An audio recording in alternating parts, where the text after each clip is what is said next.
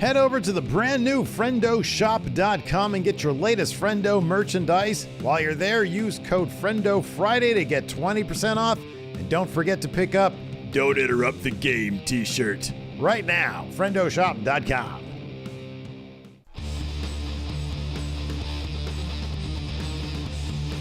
Hey, Friendo, Steve here. And Larson. And welcome back to Going In Raw, the only pro wrestling podcast you need to be listening to right here at youtube.com/Stephen Larson. Available wherever podcasts can be found. And of course, taped live at the Twitch and at the YouTube. We do it both now, so be sure to join us Mondays, Tuesdays, Wednesday nights for after Dynamite. Usually we do Thursday Smash Zone. It's sort of up in the air. I got a family meeting thing I got to go to tomorrow night, so I don't know. Maybe if we can finagle the time a little bit, but I don't know. And then on Fridays as well. So be sure to check us out live for those episodes. And if you can't make the show and you want to ask us a question, you can hop on Patreon, patreon.com/Stephen Larson. You can ask a question for the show. We'll read it on the air. Yes. I also wanted to point out for patrons and YouTube channel members right now, you can vote on what we're going to do for this week's episode of Countout. We got two options for you. The first one is the 10 wrestlers who had the best 2022, and the other one is, you got it, 10 wrestlers who had the worst 2022. Yes. So we're going to talk about all things AEW. Dynamite Winter is coming here in just a moment, but first, kind of surprised. Last night, Mandy Rose dropped the NXT Women's title to Roxanne Perez. But now it makes all sorts of sense because according to Fightful Sean Ross Sapp, this broke this morning, Mandy Rose has been released by the WWE. According to Sean Ross Sapp, Rose was let go because, quote, WWE officials felt they were put in a tough position based on the content she was posting on her Brand Army page. They felt like it was outside the parameters for WWE deal. So she has a site. It's kind of like a variation on an OnlyFans thing where people can pay money to subscribe to her feed, and then they can pay more money to get additional content. And it's a thing. It's called Fan Time. I think it's what it is. Fan Time. Yes. Yeah. I think so. So Wrestling Observer's Brian Alvarez reported some details he had heard, saying, quote, Mandy was fired over photos, I think technically not OnlyFans. It's Fan Time, Brian. I haven't seen...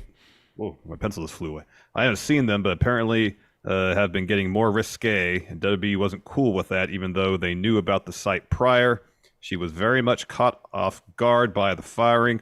Fightful Select had an update as well on the release, reporting that WWE sources told them that, quote, they felt like the content was not appropriate for one or more of their partner relationships, and she didn't seem interested in ceasing posting.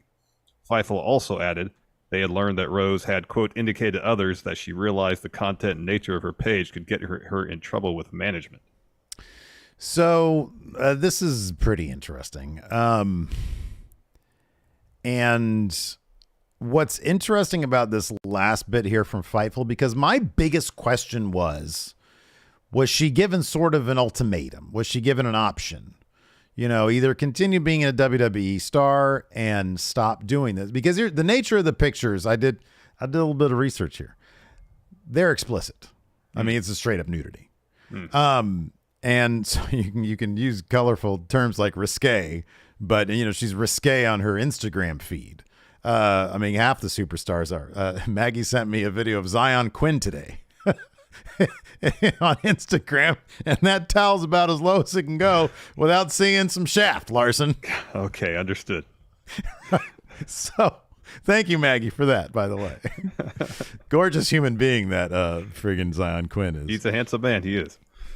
So anyways, and she is charging a pretty penny to see it all, right? So I understand the outrage about this. Like, I get that people think, oh, she should be able to do, you know, this kind of thing on the side. She's an independent contractor. The reality is there are billion-dollar deals at stake here with with networks, broadcast partners, and advertisers. And I do think that I understand that regardless of how I feel about it or anybody feels about it, I kind of understand that WWE would look at what Johnny Gargano does on Twitch or what Mia Yim does on Twitch or what Dakota Kai does on Twitch and see that there's a difference there between that and then what's happening here with Mandy Rose. Now, if there was an ultimatum and they were like, hey, if you want to keep being a WWE superstar, and she made the choice, because I don't know for sure. Yeah. She's probably making a pretty damn penny. Yeah, I'm sure. I would imagine she's making a lot of money. But yeah, if there was, I'd be shocked if I'm sorry, just this last thing. And I'd be shocked if it wasn't a multiplier on what she's making in NXT. Yeah. I firmly believe that, given that we've sort of seen before what, what women generally make in WWE, which is on average much less than what the men make. She's probably making a lot more doing this than she is in WWE. I would imagine so too. Yeah, it was a situation where they said to her, "Hey, this is an issue," and whether they asked her or more or less said, "You kind of have to stop doing this, or you might lose your job." But if Alvarez is to be believed here, and who knows, and this kind of came out of left field, where there was no conversation about, that'd be a problem. I'd have a big problem. That would be a major problem. That'd be a major absolutely. Problem. Yes, absolutely. Yeah. No, if you're right. If it was just like, hey, we're shutting this down, you're fired because you're doing this. But the wording here seems like, she didn't seem interested in ceasing posting, would make me think that they reached out and were like, hey, would you be willing to stop doing this because of your job here with WWE? And if she said no, because look at what I'm making here versus what I'm making there, it doesn't make any sense for me. Duckman here with the super chat says, at the end of the day, if you work for a company, you're beholden to that company's policies. If WWE says such a thing, it's a no-no. It's a no-no. And I understand that she's an independent contractor, but I also understand that, like I said, they've got relationships. And it's one thing. It's like, I felt fine feeling, that it was ridiculous that the Twitch streams got shut down. That seemed ridiculous because it is ridiculous. They weren't, if you're not doing anything, like especially Chugs, who literally doesn't refer to himself as Adam Cole, doesn't talk wrestling, just wants to have fun playing video games. What would be the problem with that? Yeah. I understand why there'd be a difference here.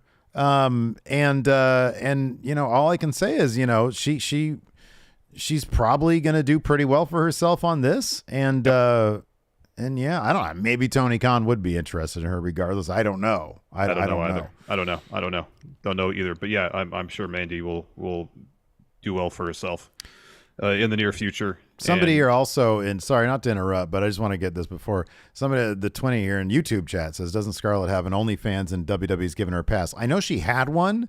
I don't remember two things. Number one, I don't remember anybody mentioning how explicit it necessarily was. And then number two, I don't know if she's still doing that. It's possible, I guess, but I would imagine if there is a certain level of explicitity, yes, or whatever, they would be like, they would be okay with that. Would be that being, and going back to the independent contractor thing with WWE, I know they're independent contractors in theory, but by virtually every definition, they're not. Which has always been a problem in the first place. But even if they treated their independent, look, the independent contractor status does seem to be improving as of late, given that Gargano, Mia Yim, a bunch of them are still are back on Twitch rather.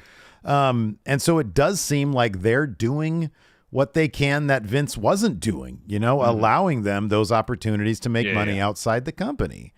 And that's why in this case, it's like, okay, well, maybe they did think that this was just too egregious. I don't know for sure, but I wouldn't be surprised if there's clauses in the contracts, stating there would have to be in specific language per se. Doing things outside of the company that the company could view as harmful to the company's reputation. Yada yada yada. Contractor is not to display pictures of butthole or the bottom of shaft.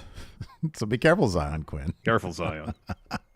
Don't let the towel slip any further down. Yeah, we got a new member here, Fazzy Wazzy. Thank you very much. Justifiable Treason also for $5 super chat says, "Can't wait to see you guys rip into this firing. This is China all over again. Ridiculous."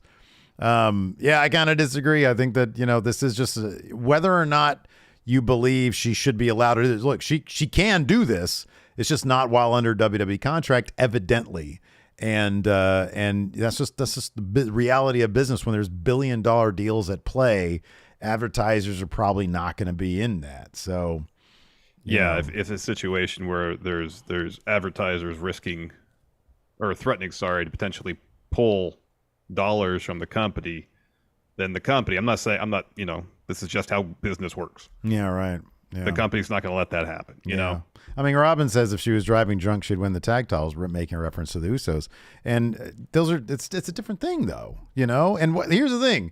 I'm not making these choices, but evidently the company believes it's a different thing, I mean, one thing obviously it's an issue with addiction, for one thing. Mm-hmm. But yeah, it's a bummer. I mean, like when I saw it, I was like, man, that's a bummer. It's a bummer that she was released. Yeah. I mean, she had been the NXT Women's Champion for over 400 days. She has put in a lot of work in NXT. She's doing great work. And she was doing excellent work. Yeah. Toxic Attraction was an awesome stable. Mm-hmm. She had a really good reign as NXT Women's Champion. Yeah. And it is a bummer that she lost her job. Mm-hmm. It absolutely is. It is a bummer.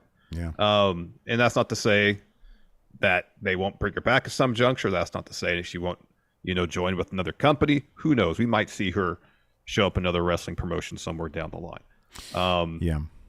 But if it's a situation where someone went to her and said, this isn't going to fly with sponsors.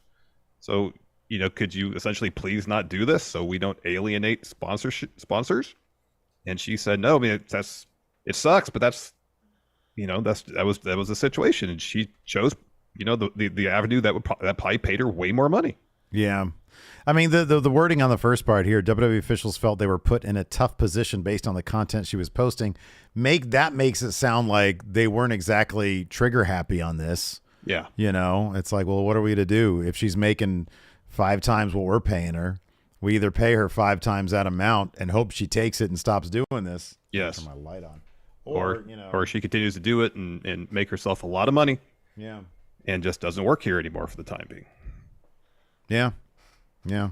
But you got to hope that she was given sort of the choice. Absolutely. Here, absolutely. If it's a situation where they saw it and they just made the call right away without talking to her about it, and that's completely messed up. Mm-hmm. Yeah. That's totally messed up. You should at least talk to her about it before firing somebody. Yeah, absolutely. But wish her the absolute best. And man, she's terrific. Yeah. Yeah, she's awesome. Mm-hmm. And hopefully she's very successful. Yeah. Now Maggie has her. This is the same thing with Paige when it came to the Twitch stuff. They said stop streaming, and she saw the numbers and was like, "No, I'm not going to do that. What's the worst you could do? Like, you're not going to take my Twitch revenue." And then they just sort of backed off. They didn't do anything about it. Yeah.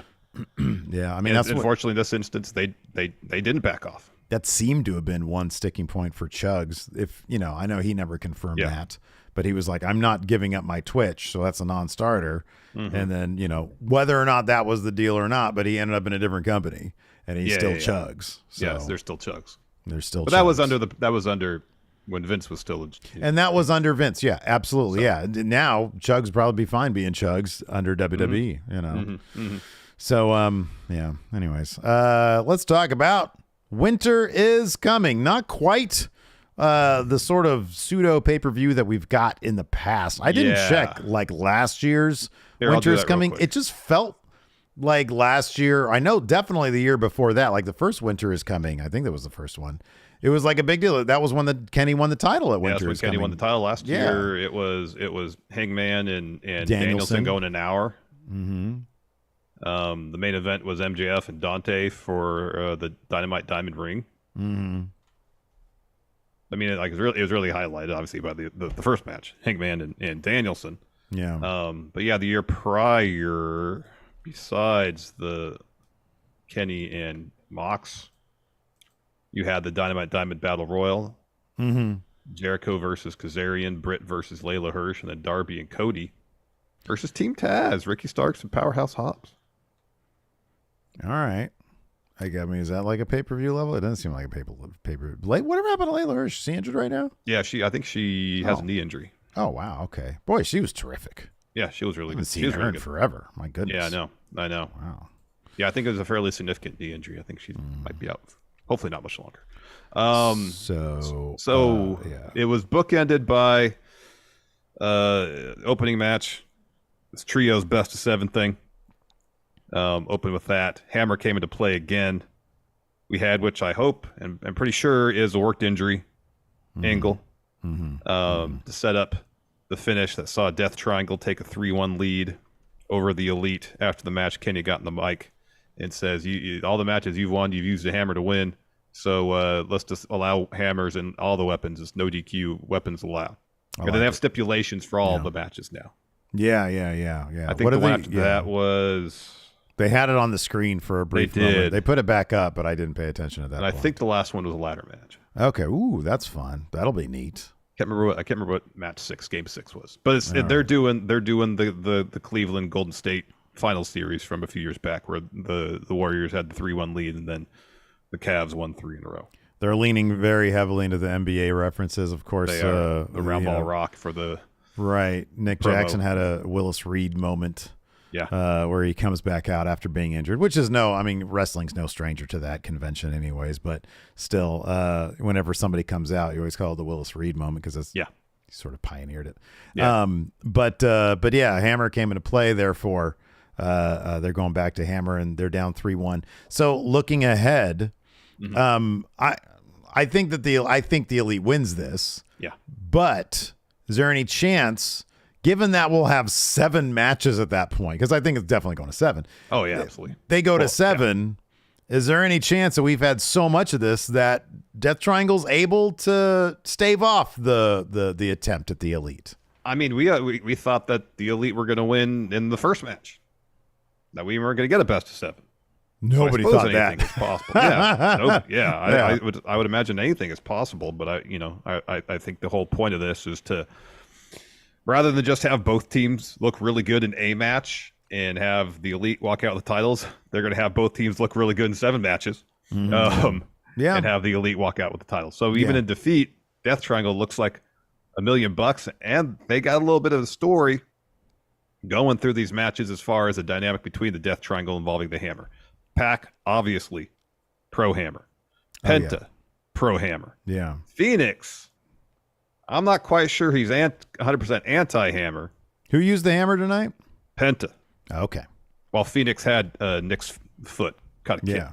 I mean, he used it out of necessity in match 2? He used it out of necessity in a single match. Yeah, in match 2. One match. It seemed 2. like he was really into it when he won that match, but then every instant after that, he doesn't seem to be too keen on Hammer. It's not huge on Hammer. Yes. Yeah. Well, I mean, hey, Hammer. Let me ask you this now. Next match is on what? It's not Rampage. It's on Dynamite. No, they're on Dynamite. Yeah, it's on Dynamite. Yeah. Why would anybody show up to that match and not immediately have like a bag of hammers and start chucking hammers at people's heads? It should be a Batman utility belt full of hammers. Right. Yeah, and you just start throwing them at the other guys. Yeah.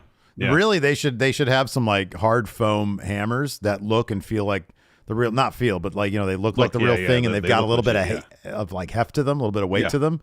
So it looks like they're just throwing hammers at each other. Exactly. And they sell the shit out of them. That's how it should start. And then you just go do whatever. And then after that, it's just a wrestling move. That seems like a step down from throwing hammers, but that's cool. There should be nothing that happens in that next match that doesn't involve hammers. Absolutely. Arm drag. If you're going to do an arm drag, make sure you do it with a hammer. Yeah, do it with hammer or on hammer. Main event, we had MJF retain the AEW title, as we kind of thought he would. He cheated to win, as we kind of thought he would. But and then was confronted by Bryan Danielson after the bout. It seemed pretty clear, based on the way they wrote off William Regal, that Danielson was going to be MJF's next opponent. Keeps on calling him out, yeah. Yeah. The surprise of the night was Action Andretti. Action Andretti. Defeating Chris Jericho. Yeah, clean. Wow. Yeah, big time. They're doing a Crisis of Confidence storyline for the Ocho. That was pretty awesome. And then Action Andretti got his own AEW. Now is Action Andretti is all Elite sign. Yeah. He is signed with the company. A real, like, from what you could tell from this one match, I know other people said they've seen him on Dark and Elevation. Somebody here in chat said that he's like a local wrestler there in Maryland. But phenomenal talent. Like this dude was doing some really, really cool stuff.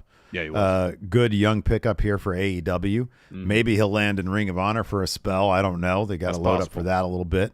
And given that he's in the Jericho thing, Jericho's upset about Ring of Honor stuff. But yeah, now Jericho got upset by this as he referred to him, jobber, and the crowd was fired up for this. Jericho made him look like $1 million. Jericho, god damn man, Jericho's been doing such a great job with all of his matches lately. Made this guy look great, and yeah, the dude got the win and a contract now. So yeah, like you said, the crisis of confidence is going. Love it.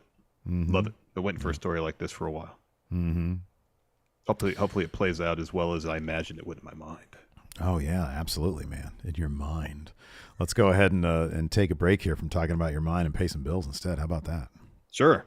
Let's take a quick break here, friendos.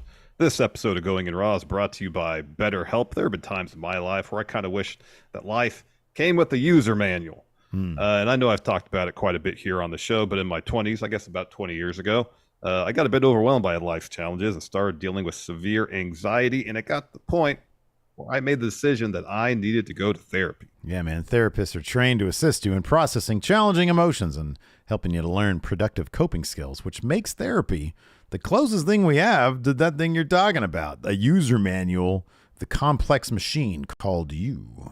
Me. You or just the general you? Oh, people, yeah. People, You're, life. Yeah, yes, you're right about that. Well, it took me quite a while to find a therapist I felt comfortable talking to. Once I did, I was able to learn the tools I needed to better cope with my anxiety. As the world's largest therapy service, BetterHelp has matched 3 million people with professionally licensed and vetted therapists available 100% online. Plus, it's affordable. You just fill out a brief questionnaire to match with a therapist, and if things aren't clicking, you can easily switch to a new therapist anytime. It couldn't be simpler. No waiting rooms, no traffic, no endless searching for the right therapist. Learn more and save 10% off your first month at BetterHelp.com/raw. That's BetterHelp, HELP.com/raw. All right, let's dive into Winter is Coming. It kicked off with the Elite versus Death Triangle, match 4. And pretty early into the match, Nick Jackson had seemingly injured his ankle after a dive to the floor. Did a decent job making this look like he had actually fucked it up. He was taken to the back, and then it's a match with these guys. Just a bunch of stuff happens. Yeah, a bunch of stuff happens. Again, I mean, yeah, Kenny's isolated for a bit. He eats a lot of stuff. Pac's going for a Black Arrow. Kenny evades that. And that's when Nick makes his way back down to ringside. He pushes back past Michael Nakazawa to get on the apron. Kenny tags him in. He's going on a little bit of a run until he's looking for a super kick on Phoenix. Phoenix catches it. And then while Pac is distracting the ref, Penta gets in the ring with Hammer and blasts Nick right in the leg with it. Oof. So Phoenix hesitates for a moment and then puts Nick in a knee bar. Nick taps. Yeah. Literally, I said, oh, he's not tapping. As soon as I said that, Nick started tapping. Whoop-a. Well, speaking of predicting things, congratulations. You're the official final big red winner. He can now stay in the background there in your little shrine in perpetuity, Larson. Hey. Yeah. So we're for sure not doing predictions as they're known right now. So I can still cash in, right? I have money at the bank. Oh, man. I wish you had. Ooh, you want to cash in real quick? Sure. That's why I bring it up. I forget what was your final point total. I had 75. Here, I have 75. You have 66, and the Forcer has 54. All right. This is about padding the stats. Yeah, absolutely. I'm down for this, man. I thought you were going to say, hey, now that I'm going to have it forever, can I pee on it? Well, I mean, I could. Why would I have to ask? Well, I don't. Technically, it's both ours because somebody gifted it to us. I understand. Yeah. So it'd be polite for you to ask if you wanted to micturate on it and just clean it off before I ever, Right. Well, if you wanted to soil it, you could. Anyways, what number? I'm just gonna pick. I'm just gonna do this, and then you tell me to stop, and whatever I'm on, I'll do that. Stop.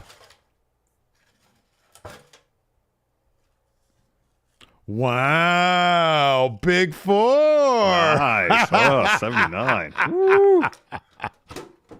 Woo. Well done, man. Well done. I was happy. Enforcer won 3 times this year. Same. That was awesome to see. But I'm kind of over it. So it's 3-3-6. I won 6 times. You won 3 and Enforcer won 3. Nice. Yeah, man. Good job. Well done. Looking forward to new challenges. Yeah, that's cool. So, anyways, moving on. So, anyways, after the match, after Nick taps, Kenny drops a promo. He says, "I got a message for you and Death Triangle." It says, "If you know people who pay attention to sports, 3-1 deficit's pretty huge, and every match you've won, Death Triangle, you've won using a hammer. How about next match we make the hammer legal? And since I'm not really one to use a hammer, how about we make all weapons legal? And let's just make sure there aren't any rules at all. Let's make it no DQ." Yeah, man. Although I am confused, why would the cleaner not use a hammer? I know that a cleaner doesn't necessarily use a hammer. He uses a broom. But yeah, like, God, it's a hammer. Why wouldn't you use it? I know. Yeah. It's quick. You can just quick strikes. Good Lord. We had this really long MJF interview. Yeah, it's a backstage interview. It might be the longest backstage interview I've seen in a very long time. This was incredibly long. They're getting every dollar that they're paying him. They're squeezing it out of MJF. Anyways, he says, "Congratulations, Ricky. You cut your first great promo since we were all rooting for you. They're calling it a star-making performance." He says, "You know what's funny?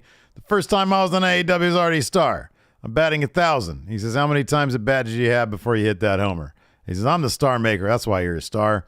Then you had to talk about your upbringing. Oh, I got raised in a dumpster. I don't care. It doesn't matter." He says, "The only thing that matters is, are you AEW champ?" He says, "The people relate to you because, like yours, their lives suck." He says, "There's me." He says, "I had it easy, and you're right about that. I was born rich, attractive, witty, and pretty, and I'm not apologizing for it." He says, but he's not done. He's still talking now. It's more. He says, "Let's talk pressure, because tonight I'm under no pressure. I'm already champion. The guy, everybody hates me. Nobody's rooting for me." He says, "So I have nobody to let down. But everybody wants you to win the big one. But can you do it? That's pressure. And tonight we're going to find out what happens when pressure is applied to the pebble. Will he turn into a diamond they want him to be, or will he turn to dust?" It was a lot longer than that. You truncated it. I tried got the essence very well. The essence of it, but I can't do word for word live because I'm not that fast of a typer. You're not what is it called? A stenographer? Stenographer, yeah, but they don't have like a full keyboard. They do like a weird shorthand. Yeah. I think Jordan Grace was a stenographer. Yes, I think that's right. That's crazy. I think they probably get paid good money to learn that. I would think so. Weird That's a very specific language. skill. Yeah. Can you please read back to me what he said? He asked You have to roll the thing back. if I can pee on Big Red. Thank you. Will the record please show that he wanted to pee on Big Red? Well, I would say objection.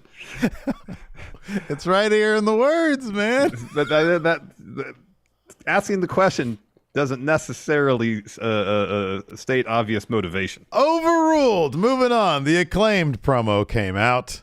But before, let's see, what Caster's rap referenced Elon Musk being booed at Dave Chappelle's concert. Yeah.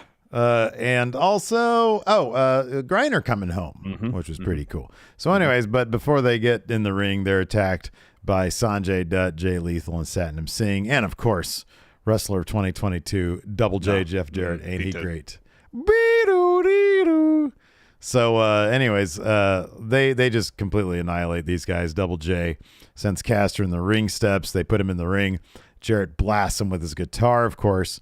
And then he gets on the mic and he says, hey, Acclaimed, do we have your attention now? You little bitch. Why don't you scissor this, slap nuts? And then Lethal and Double J, your future tag team champions. No, this is close to getting the tag titles right What is happening to the tag team division, Larson? That now Double J, Jeff Jarrett, and Jay Lethal, who we love Jay Lethal. They're contenders. They couldn't find another guy for Jay Lethal. I mean, I guess he's a Hall of Famer. Double J is. So the Acclaim could say, hey, we beat a team with a Hall of Famer on it. Oh, there you go. That's why. That's good. It's about padding that resume for the Acclaimed. Yeah, man. All Building a legacy. That's what it's about. I'm with you. You beat a Hall of Famer. Then we got a JAS interview. Jericho says, let's talk about Final Battle. Says the Giant swing is barbaric. It should be banned. I'm going to take my frustration out on some jobber to prep for my rematch against Claudio. Wow. He says Claudio as champ is as much as a flash in the pan as Joe Exotic or Ricky Starks. And then Daniel Garcia is asked about losing the title to Wheeler Yuta. He's about to talk. Jericho interrupts and says, you shouldn't have lost Wheeler, but you just need some advice, some mentorship. So you need to shadow your elder, Sammy Guevara. And then Garcia is rightfully confused, and Sammy just starts talking a lot of crap about Mox because he has a match with him on Rampage. Yeah. So Sammy Guevara is... Oh, okay, he's 29 years old, and Garcia's what, like 25, something like that? I'm sorry, Garcia. All right. So, I mean, he is, there's no lies. I know, there. He is his elder, but when you hear that... It's pretty funny, yeah. You think, oh, you're going to shadow me, Chris Jericho, or even Jake Hager. Hager, yeah. Sammy Guevara. Sammy Guevara is going to have a blast with that. That actually could be kind of funny. So, like, now is Garcia going to get like, oh, man, I thought I was out. I did the pro wrestling thing, didn't like it. I came back, and now they're treating me like an asshole. So now this is going to be the reason I leave? Yeah. Kind of a mess. What's funny, man? Like, just not to take this on too much of a tangent. But what was I was thinking about something today. Oh, I don't know what I was thinking of. I was thinking of Triple H and how, like, just his booking style right now just seems to be incremental steps. How he just needs to move things along. Well, Tony Khan's is like, we'll do this thing and then we'll go back to it. And then we'll go this thing and we'll do this thing and we'll do this thing over here. And then we're going to move really fast here, but we're going to move really slow over here. It's like, can anybody just hire Scott D'Amore to run a cable TV wrestling company? Like a real channel, not Access, Yeah, because Scott D'Amore everybody has, yes. Scott D'Amore is absolutely perfect in his book. Well, I would say perfect. You had it right the other day, man. I was cracking up about that today when I was thinking about it. What? You said, I was like, except having Bully Ray in the main event. He said, well, Bully Ray's like their Brock Lesnar. Yeah. Yeah. That was so perfect. He's their Brock Lesnar. Makes all the sense in the world does when make you all think the about sense. it that way. It is. It does make all the sense. So then we had Brian Cage versus Jungle Boy. It wasn't a street fight. It wasn't in Philadelphia. So Brian Cage is dominating early. As soon as Jungle Boy walks out, he's holding his neck like me when I wake up in the morning. Oh, man. Yeah, just wrecked. And then like Jungle Boy, I thought, or like myself when I wake up that way, I thought Jungle Boy is in for a bad day. So Cage is dominating early, and then Jungle Boy would get little spurts of offense. Then Cage would generally just kind of stop it, put a halt to it, hit some power move.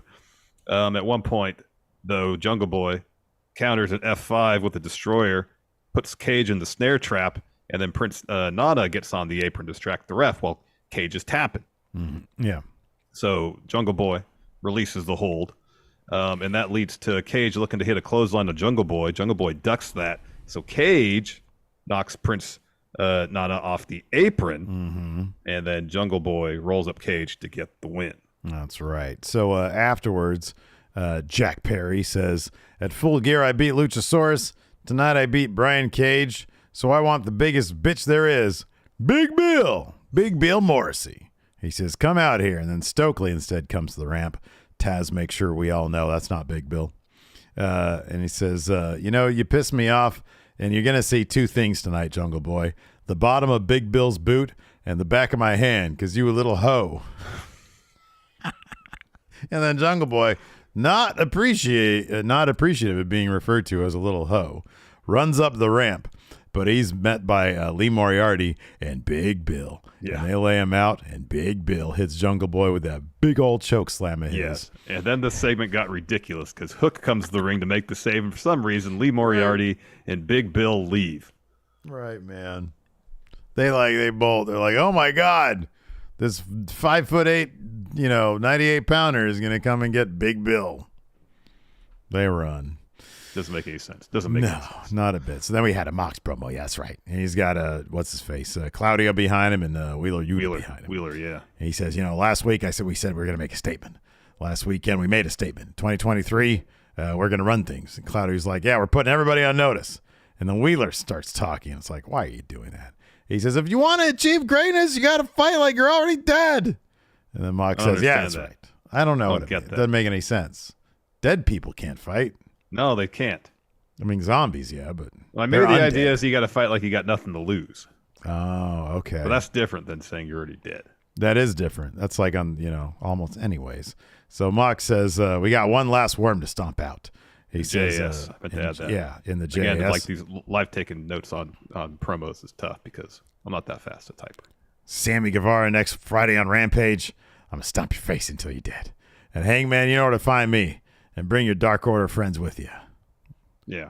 Then we got a Swerve promo. He says, Keith, I've given you everything. Next week we'll have our meeting. But you're not a friend. You're not a partner. You're not family. I have no family in this industry. I have affiliates. Oh, yeah. Next week we're going to have our meeting, huh? Yes. I feel like it's 1-1. Swerve left Keith Lee. Keith Lee left Swerve before that. Just, you guys make a good team. Just get it together. Or feud. But enough of this, I think we're feuding, but we're not really feuding. We're a team. At the end of this meeting, I guarantee you, one of those two things you mentioned is going to happen, Steve. All right. We shall see. Guarantee. Next week, speaking of guarantees, the guaranteed victory for House of Black. They're taking on the Factory. I don't know what Nick Camarado was doing. He throws toothpick in Julia Hart's face, and she misses him. Oh, yeah, that's what you get. Yeah. And then House of Black proceeds to absolutely annihilate the Factory ringside, except for QT. He's in the ring opposite Malachi. Dude, but what Buddy had somebody on the announce table and then did his finisher to that person with another person on the announce Solo table. on the timekeeper table. I think he had Solo on the table. And Cole Carter was one of them. And I think he took Cole Carter and just rammed his head. I think he was supposed to get more rotation, but it was his finish. He was doing his finish on it. Yeah. It was rough. Anyways, so House of Black takes out everybody ringside. QT and Malachi are standing in the ring. House of Black surrounds the ring. They're on the apron. And for whatever reason, QT runs to Malachi. Malachi hits him with a black mass for the win matchup. Yeah, he just ran right into it. Again, I have to ask myself, why is QT on my TV? They have a bunch of other people they could have used for this. Yeah. Anyways. After that, we had a nice little Hikaru Shida, Jamie Hayter video package. Their title match is next week on Dynamite. I don't like Hikaru Shida's odds very well, but that should be a hell of a match. Oh, it should be great. Should be a really Hopefully good one. Give it a ton of time. Hopefully they do. After that, we got a Britt Baker interview. She says, you got to stop acting like Shida beating Jamie is going to be a thing. It's not going to be a thing. The only thing Shida is famous for around here is breaking my nose. And then Sky Blue steps in. And Britt asks, what are you here for? This guy says, Britt, you're good at talking. I can hear you all the way over there. Let's see if you can wrestle as well as you run your mouth, and challenges her to a match on Rampage. Wow. Then we had Chris Jericho versus Action Andretti. I think my Mills Junior High School teacher, my PE teacher, was Mr. Andretti. No, I think of Mario Andretti, the car driver, racer. He was old. Not the car racer, my teacher. He's probably dead by now. Anyways, but he was also very fit because he's a PE teacher. Yeah, well, okay. I mean, they're not always fit. Yeah, I was going to say. This guy was. He was like one of them old leathery guys, Like Jack LaLanne? Yeah. Kind of very wiry, So maybe he's like 110 still alive. You never know. Could be. Anyway, so yeah, this match, once it went to picture-in-picture, it was like, oh shit, this is going to picture-in-picture. Yeah. Well, I'll be honest. As soon as this match I saw who his opponent was, Jericho. I was like, so initially, I think I put 4 confidence points. I had 5, and I was like, there's a chance here. I'll go down to 4. Yeah. I did not think that was going to be the case. I felt like every moment that Jericho would come back, I'm like, oh, he's going to hit him with a Judas effect midair. No. All right. And then, just up until the very end, this dude was just doing move after move. Yeah. In the end, he hits a standing shooting star press and got the win here. Yeah, it was a lot of fun. And as you mentioned, Jericho did a hell of a job getting Action Andretti. Gosh, I did too. Over. And then laying down, taking that loss. If you're Andretti, what would you rather do? Go to the Ring of Honor, or would you rather be on Dark Elevation and occasional appearances on Rampage? I mean, more people are probably going to watch Dark and Elevation and occasional appearances on Rampage. They're probably going to watch Ring of Honor to start. That's almost a certainty. So I'd take that route. Yeah. As far as just being involved, on a larger platform, that's how you do it. Yeah, I mean, a case could be made, big fish, small pond type situation, But I think in Ring of Honor, there's probably a better chance of him having longer and more competitive matches. Yeah, right. Problem is that not as many people are going to see him. Yeah. Now, I think I'm with you. If you can stick to, come on, like AEW's main roster. Ring of Honor is basically like NXT. Yeah. So, yeah, I'm with you. I think you go to cable TV. After that, we had a Ricky Starks promo. He says, I woke up knowing I'm the man. I'm the man. He says, tonight I get my shot for the title, and it's fitting I get it in my backyard. He says, it's been a long road for me since I got here. I'm doing it tonight. I'm winning it tonight. I'm grinding. I've grinded. I've paid my dues for 11 years. He says, Max, you want to talk about a star-making performance? I've been doing that in my sleep. He's got some vivid dreams, I guess. And he says, Max has to find validation in the ratings, but nobody cares. What they care about is Ricky Stark stomping you. Max doesn't know what it's like to have people support him, but I do. I'm a reflection of what you want to be. I'm the man. Then we have an FTR promo. They called their match against the Briscoes, the last one, the dog collar one. Mm-hmm. Greatest of their careers, which you concur, Steve.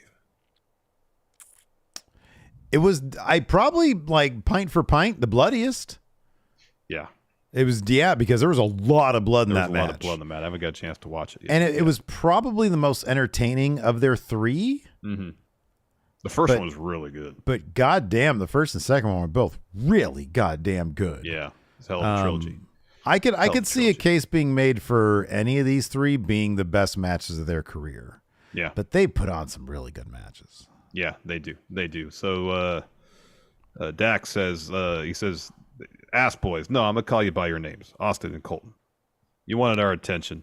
You tried to take the shine from FTR, but that ain't going to happen. And Cash says, yeah, you wanted to kill us, kill our legacy.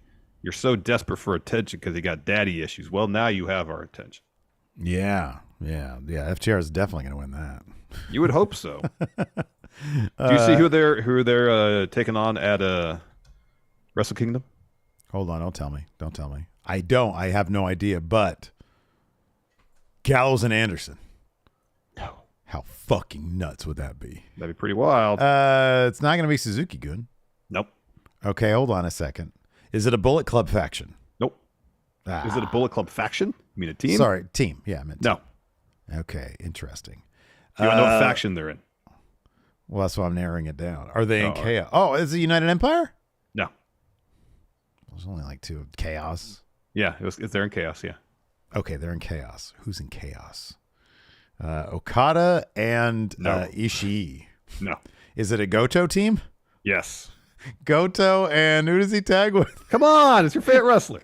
I don't know who that is. Yoshihashi. Hey, no, that's right. He tags with them, doesn't he? Yeah, the finals. I guess the finals were for Tag League were Aussie Open and Goto and Yoshihashi. And Goto and Yoshihashi got the win. What do you think? You think FTR is going to beat? They're going to be dropping titles left and right now. Yeah, I think so. They'll keep the AAA ones for a while. Yeah, AAA loves when they have people not in their own promotion holding titles. That's like their thing. Yeah, that is kind of their deal. You hear the thing about El Vikingo? Like if you book him for your show, you can't stream the show. Yeah, I'm sorry, you can't stream his match. Yep. Yeah, so he's going to be in either a bunch of dark matches, or I mean, literally, he's going to be in a bunch of dark matches. Yeah. Anyways, get back to Dynamite. We're backstage. Jericho is going through the backstage area, just having an absolute tantrum. Oh, unhappy. He's got a chair and he's hitting stuff. Just pushing road cases. And then he goes to his locker room, and I think he's trying to slam the door, but it's got one of those things on the door where you can't slam it. Oh, yeah. And so he closes it and just goes shh, really slow, because those things make a noise, you know? The things they have at the top of the door that keeps it from closing real fast. Who you think whoever invented that? They're a millionaire, right? Damn. It depends if they worked for another company. If they work for another company. Oh no, you're probably and they right. Invented that while working for that company. Work for hire. They got their normal salary, whatever they got paid. Didn't see another dime.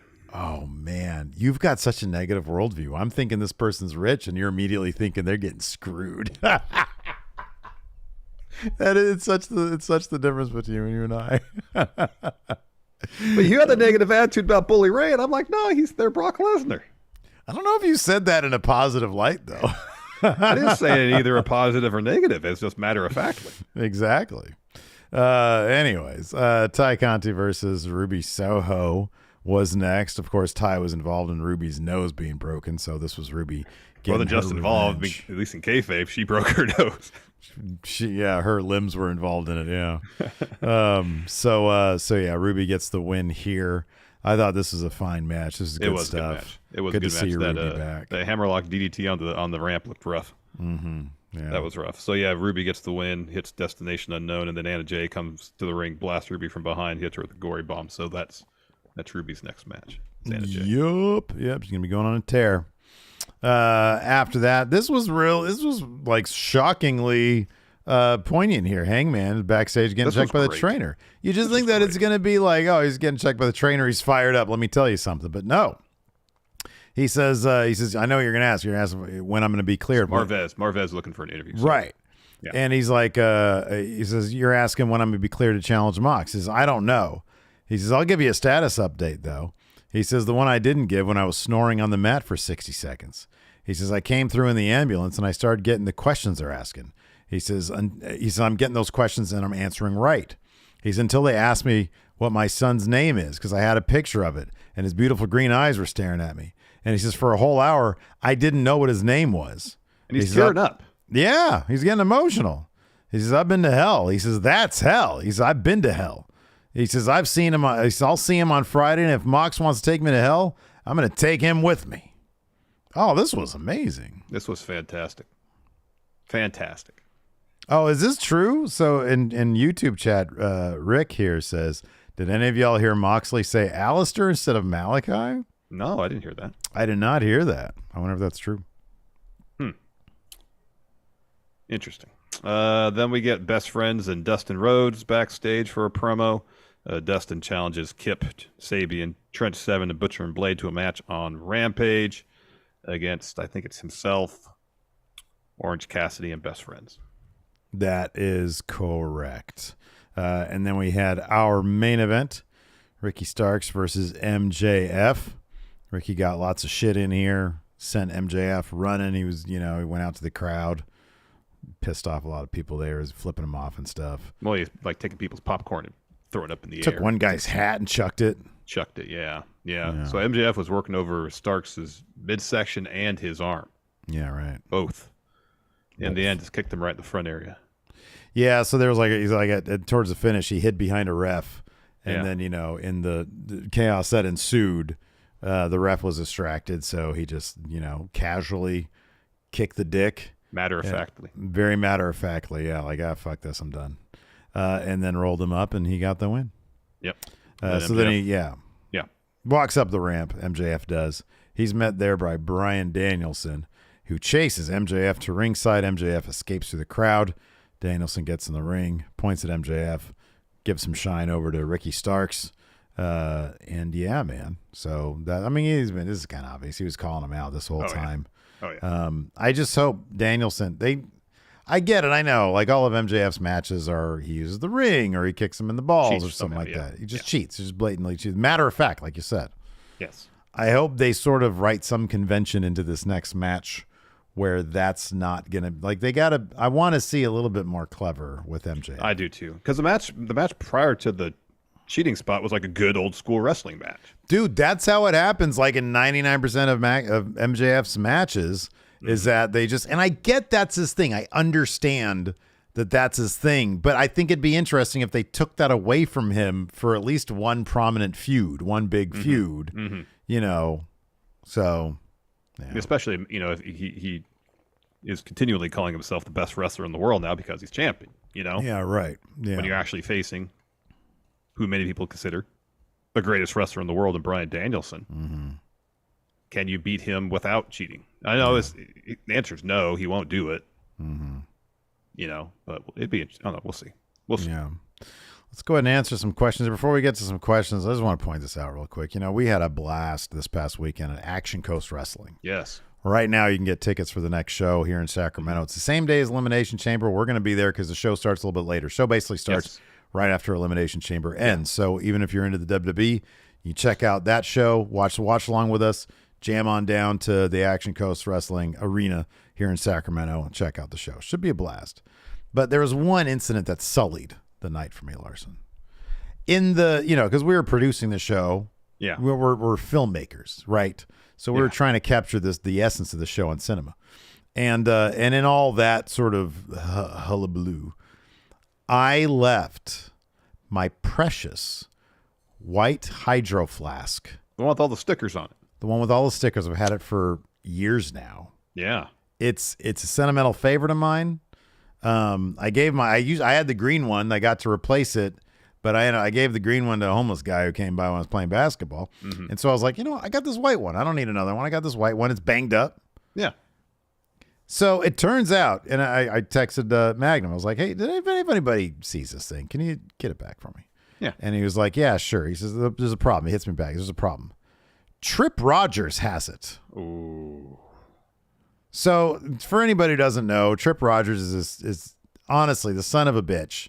He's a wrestler up here in Northern California. He's all over the place here, Bay Area, Sacramento. He wears a onesie. I'm not even giving shit about the onesie because it's a cool color scheme. It's black and pink. Mm-hmm. It's a cool looking onesie. But this dude gets on the Twitter today. And he freaking says, day 4 with your water bottle. And he starts listing all the errands that he's running with the water bottle. I think he's actually using my water bottle. How fucked up is that? That's disgusting. So what are you going to do about it then?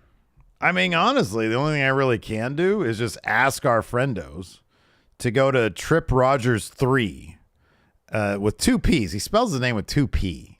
Yeah.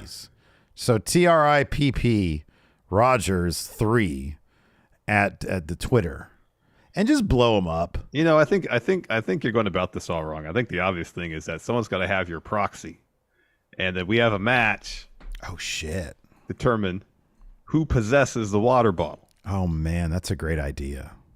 I like my idea, but I think that I like that idea better at Hot Stuff. Yeah, I got to find somebody. We got to get this done. Have your proxy. We got to get this done. That person wins. My water bottle needs to be on the line here. Then you get your water bottle back. How's that? Yeah, I think that's great. All right. That's awesome. Let's go ahead and answer some questions here. Let's do it. We got one here from David Batushek. Considering that Action Andretti put on a surprisingly good showing against Jericho, what other talented fall guy should be given a major spotlight instead of just being squashed?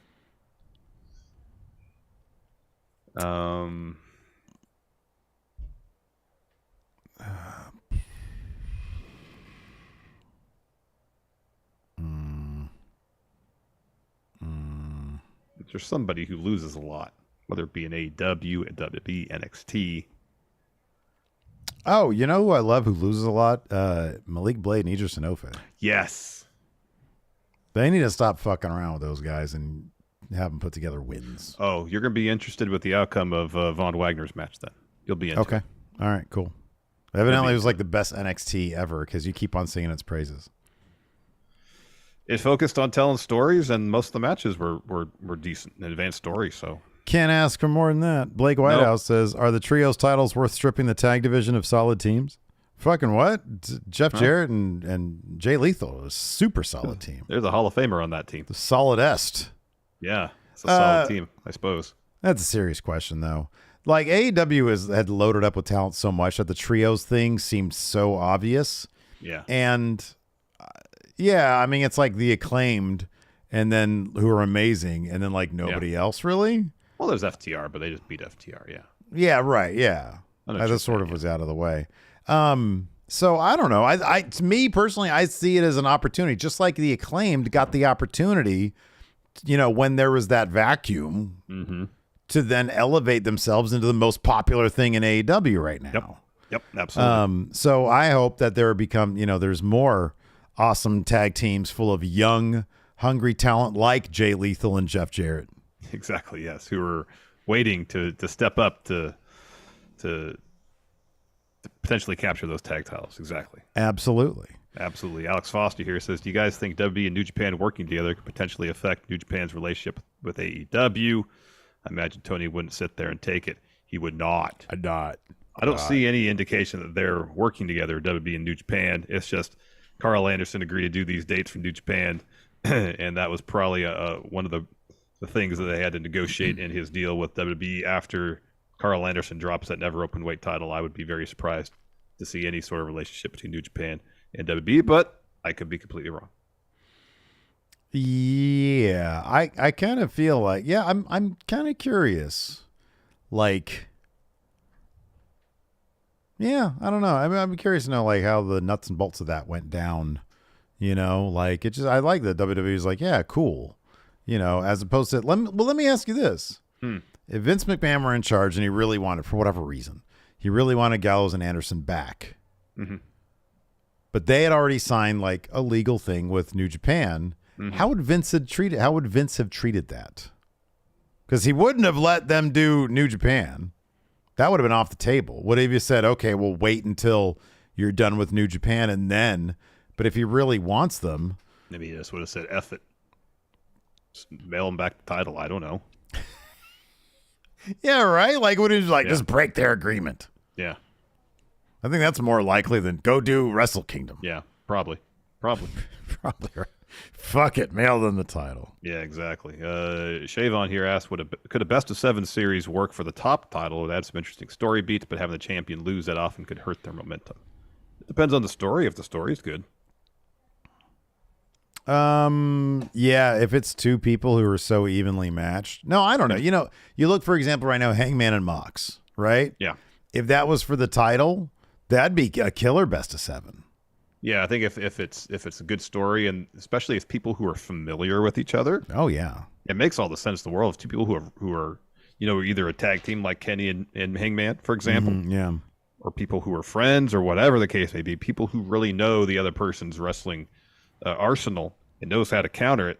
That makes all the sense in the world. It really makes all the sense in the world. Cameron here asked, did the JAS become the Jobber Appreciation Society? Oh, hey, oh. Luis Reyes says, who's a highly touted wrestler who never worked out? Highly touted. That sounds like a good count out. Top 10 highly touted wrestlers that never worked out. Yeah. Mason Ryan. Yeah. Oh, Dan Maith. That's a good one. Daniel Puder. Yeah. What's his name? Mordecai. You love Mordecai. I like the idea of the gimmick.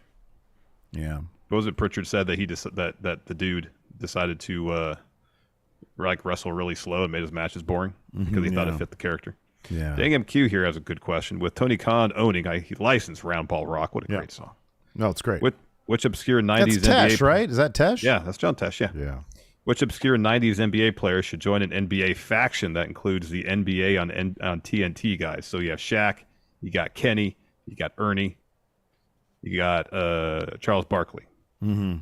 What obscure 90s NBA player should join that team to create a new faction? Obscure 90s NBA player. I don't know. Dwayne Coswell. It's a good answer. Lionel Simmons. How about that? Sasha Vujacic. He was in the 90s, right? He was more of the aughts, I guess. Yeah. I just saw a picture of Sasha Vujacic at a Lakers game recently. Hasn't aged. Hersey Hawkins. Well, that's good. Yeah, I like that. That's good.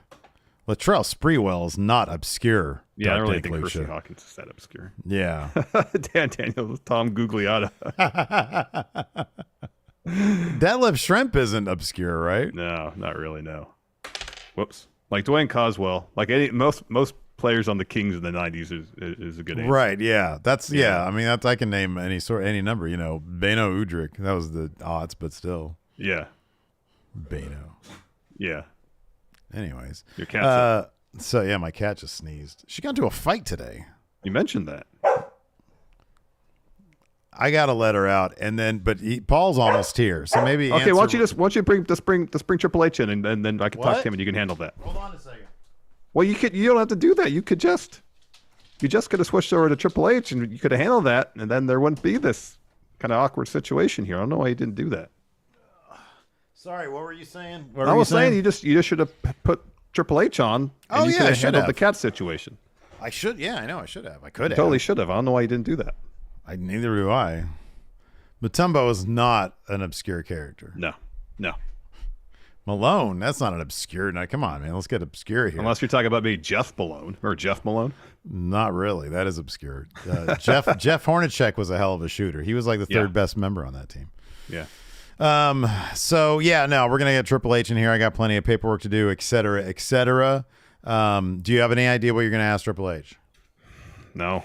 I'll let him lead the way. Sure. I mean, regardless of what I ask him, he's gonna just say what he says. So. Yeah, he's a bit of a son of a bitch. All right, here we go. Wow. What? No, I've seen it. I've seen your conversation with him. He's kind of a son of a bitch. All right. Don't tell him I said that. Okay. Did Fat John Cena just call me a son of a bitch? Wow, how'd you hear that? I am not, because I'm listening to you idiot. I'm listening to the show where you suck it. Sorry. What is your problem? Sorry, I've had a long day. Triple H, how are you? I know it's late for you. I've had a long day too. It's late. I should be in sleep, getting just soaking in all those Z's. Okay, well, I won't keep you long. All that sleep right here. Yeah, that's right. I won't keep you long. So did you watch wrestling as Winter is Coming? Yeah, I did. What did you think? Was it crap? It was kind of middle crap, of the road. wasn't it? It was crap. Because, Jericho, they got Jericho, number one, terrible worker. But Jericho is in there against a jobber, and then the jobber wins. What kind of crap is that? I mean, that's kind of like when Scott Hall lost to X-Pac, right? No, X-Pac. What are you talking about? Sean is great. Sean is great. Sean Waltman. Yeah. Yeah. Sean Waltman. Yeah. What's so funny? Great. Nothing. All right. Suck it. That's funny. Yeah. Remember his theme song? It's late. Remember his X Factor theme? Yeah, I got everything I ever wanted. Well, you deal with the X Factor. Suck it. X-Pac, dude. X-Pac, dude. Yeah. No, that's all great. Yeah, no, Winter Wrestling is Coming is terrible. It's awful. It was crap. I watched it, try to, because I'm going to sign the Acclaimed because they're the only good thing on that company. But that's happening. Yeah, I'm signing them. Oh, you're not interested in bringing MJF in? No, that guy's terrible. Was he like? Oh, wow. He's going to lose all his leverage then. He's awful. No leverage whatsoever. None. He's already, here's a scoop for, he's already signed for 5 years there. He's there till 2027. Oh, okay. There's a scoop. He'll be pretty young when that contract expires. When he's done with his contract, I'll take a look at it. Maybe we get him some stem cells. He can grow like 6 inches. That'll be a true superstar. He's like 5'3" or something. I'm not gonna do that. I mean, look, I know I've got the reputation for liking guys like Gargano, but come on, at least he's 5'10". Hey, let me ask you something. Yeah. Fat John Cena earlier said that he thinks that I pace my stories too slow. Agree or disagree? Speak. I mean, I think it's a kind of a broad generalization. I don't necessarily think that's always the case. No. Yay or nay? Well, I don't think it's as simple as the yay or nay answer. I mean, every story has its own pace, and you treat it as such. Yes or no? Are you tired of seeing Bray Wyatt talk in circles? Be honest. Well, to be fair, that's kind of just what he's done his entire tenure in WWE for the most part, right? I know, but this is a new era, the Triple H era, the game era. Yeah. Are you ready? At least he had his first feud against LA Knight. That's something different. Yeah. I like LA Knight. He's great because he sounds kind of like Stone Cold, but he also sounds kind of like The Rock. Yeah. But then he looks like he's like 53 or something like that. Yeah. It's like weird. It's like a guy on like Hollywood Boulevard doing an impression, but it's like, oh man, I can't believe The Rock's voice is coming out of this guy who looks like he should be playing like rec league basketball for like the 50 and over crowd. Yeah. Yeah, it's weird, but it's great. It is. And he's like dressed as terrible. Yeah. Well, yeah. He calls himself a megastar, but if mega means like he looks like he belongs, like a bingo hall, actually playing bingo, not wrestling, actually playing bingo. So actually, like, B5, I thought of a question for you. Actually, what's your question? Someone here in chat. So there's been some rumors about. Don't interrupt. About Vince, maybe trying to come back. Right? Yeah. No. No. That's never gonna happen. You know why? Why? Because he could suck it, break it down, dude, pedigree and Vince McMahon. I'm gonna drop him with a sledgehammer, not gonna happen. He sucks and he's got new allegations, Is he still here? He's gone? He left? He's gone. That went great, man. That was fun. Oh, that's cool. Right on. Did he know that I called him a son of a bitch? You did. I don't think you're in his good graces. Yet another reason why I should not do these calls with Triple H. And he continually calls you Fat John Cena. I don't. Where's the lie, right? Anyway, he still calls me Steve. I don't. Whatever. You know, if that's the worst he calls you, at least you're true. not being referred to as a portly John Cena. What the fuck? Yeah, I suppose. Anyway, I think I stuck up for you in that respect once. Maybe not. I don't know. Did he like Wrestling Is Coming, or Winter Is Coming, rather? What do you think?